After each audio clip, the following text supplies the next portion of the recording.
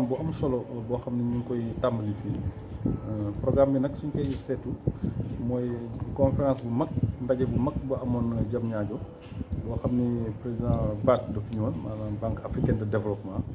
ñoo fekke woon loolu ci kanamu chef de l'État Macky Sall donc defoon na fa déclaration bu am solo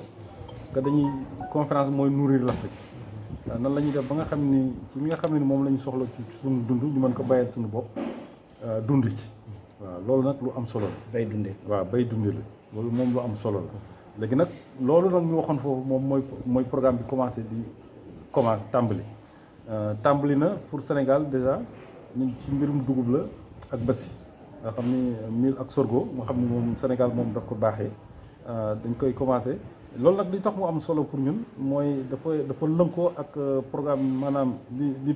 plan Sénégal émergent tëral mooy vision chef de l'État ak PRACAS li mu tëral xam nga plan Sénégal émergent dafa benn axe 1 mooy axe maanaam ci fànn bu njëkk bi dafa wax ni dañuy seetaat suñu économie ni mu tëddee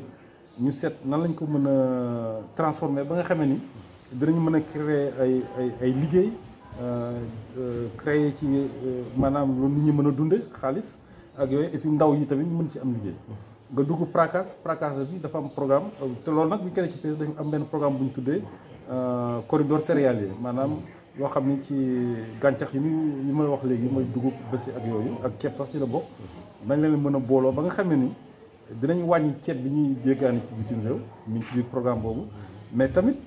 farine bi nga xamee ni moom la ñuy defaree mburu te Sénégalais yëpp di lekk mburu chaque jour nan la ñu mën def ba mooy xaaj bi ñu wàññi ko nga xamee ni beneen xaaj bi nag dañu bëgg nag gàncax yi ñuy bay fii ñu mel na dugub ak basi ak yooyu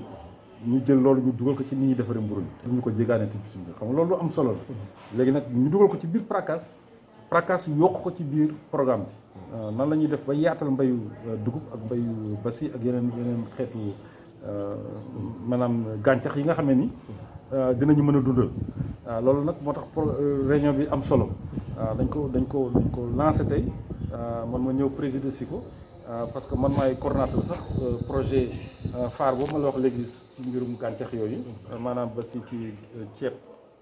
ak dugub ci plan Sénégal émergent ba fa nekk DG ISRA ñëw présider ko pour wane ni programme bi ni mu tëddee dafa ànd ak xalaat bi am ci réew mi léegi nag loolu am na solo parce que sooy seetlu semaine bii passé amoon nañ fi grève boo xam ne yëngaloon na réew mi parce que boulanger yi ñoo grévoon te boulanger yi suñuy grévé moom gars yi dootuñu gis mburu mi waaw am na ñoo xam ne mënuñu bañ a gis mburu waaw mais quand même bi mu amee gis nañu ni li nga xam ni suñu réew lañ koy bayee maanaam mooy dugub bi ak basi bi ak yooyu ma leen wax léegi dafa commencé woon di jël importance nit ñi sax rafetlu woon nañ ko parce que nee nañu yeew ndekkee sombi dugub en cas sombi bu am solo ko gëjoon na fi am te ñu bari dugg nañ ci te defe naa ni sax duñ ko bàyyi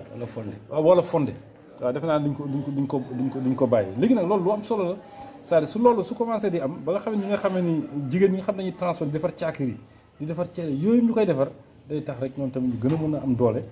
parce que dinañ am fu ñu ko jaayee te suñu amee fu ñu ko jaayee dinañu mën a gën a recruter ay nit ñu liggéey ak ñoom parce que dinañ gis ne marché bi dina yaatu te marché bi su yaatoo dafa laaj yow tam nga yokk sa doole te ñoom ni ñuy yokkee seen doole mooy recruter ay nit yoo xam ne dinañ leen ay loxo yoo xam ne dinañ mën jàppale ndax liggéey boobu mën a jëm kanam. règle nationale producteurs yi ñi ngi ciblé 130 000 waaw kooku defe naa loolu suñ ci àggee ne serait-ce ku nekk defee benn tonne rek muy 130 000 tonnes xam nga loolu déjà am na njëriñ trop ci ni dugub bi di duggee ci biir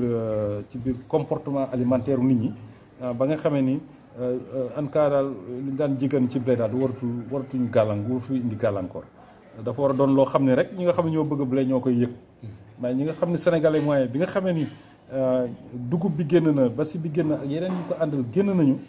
kooku dootu am problème boobu donc su gaa yi grévé tamit nañ xam ne grévé nañu mais du tere nit ñi ndékki ni ñu daan ndékkee parce que am na loo xam ni mën na remplacer mbir mi loolu daal moo tax programme bi am na solo trop te ñu ngi yaakaar ni ci ñetti at yi ñu jëm dinañ ko gën a wasaare parce que bëgg nañu ANCAR dugg ci biir pour mën a jël en cas fu ñu toll ci liggéey bi mu wasaare ko waa RESOP nga xam ne ñoom organisation de producteurs la ñu déjà ñoom dugg nañu ba pare bëgg nañ tamit CNCR dugg bëgg nañu daal fi ñu defee projet bi mu jéggi loolu ba nga xam ne baykat yi nekk Sénégal yëpp dinañ ci gis seen bopp te loolu incha allah rabbi dinañ ci liggéey pour moi. Le compact sorgho et mil, comme je l'ai dit, c'est un compact qui fait partie des 9 compacts spéculation disons financés par la BAD. En fait, en plus de ces 9 compacts, il y a 6 qui sont des compacts facilitateurs. Le compact sorgho et mil est axé sur 2 cultures prioritaires pour la zone sahélienne, le mil et le sorgho. En fait, la Banque africaine de développement, parmi ses stratégies, vise à améliorer les conditions de vie des producteurs en Afrique. Et cela, selon la banque, se fait à travers l'augmentation de la productivité des cultures qui sont les cultures phares de notre région. Évidemment, il y a beaucoup de technologies qui ont été développées au fil des années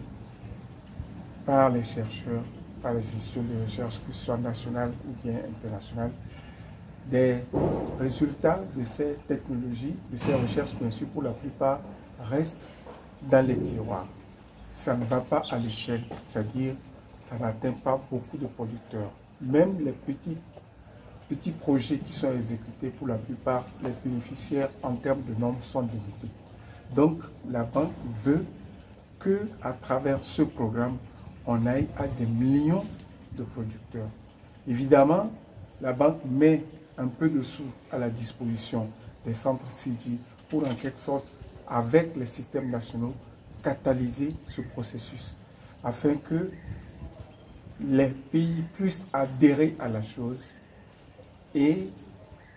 ils ont exprimé des besoins auprès de la banque pour pouvoir aller aux millions de producteurs dont la banque part. Donc, la mise en œuvre des activités autour du mil et du sorgho va dans ce sens et veut contribuer bien sûr à ces stratégies de la Banque africaine de développement.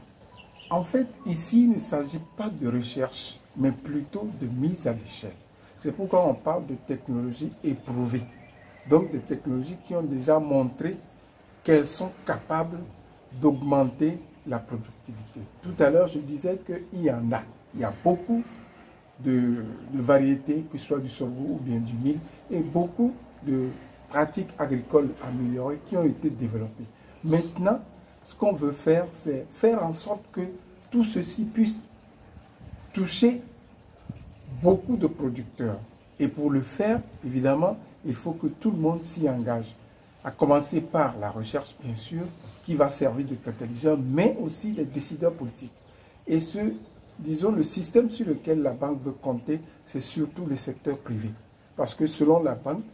en tout cas, dans la pratique, ce qu'on voit, c'est que s'il y a un secteur privé bien organisé,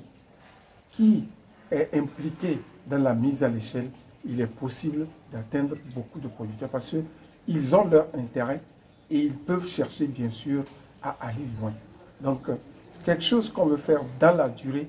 quand on passe par le secteur privé, ça peut bien sûr réussir. Donc, c'est ce que,